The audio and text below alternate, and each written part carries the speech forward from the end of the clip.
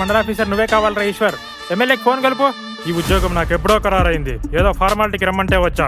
నాకు తెలిసి రాజకీయం బాగుండాలి సార్. బాగుండాలంటే సింపుల్గా 4 మాటల్లో చెప్పండి. ఎప్పుడైతే ఒక నాయకుడు ఇంటింటికి వెళ్ళి ఓట్లు అడగడం మానేస్తాడో, ఎప్పుడైతే బహిరంగ సభలు జరగడం ఆగిపోతాయో, ఎప్పుడైతే ఒక నాయకుడు గెలవడానికి తను చేసిన అభివృద్ధి మాత్రమే కోలమానమవుతుందో, ఈ చైతన్యం ప్రజల్లో ఎప్పుడు వస్తుందో అప్పుడు ఈ దేశం బాగుపడుతుంది సార్.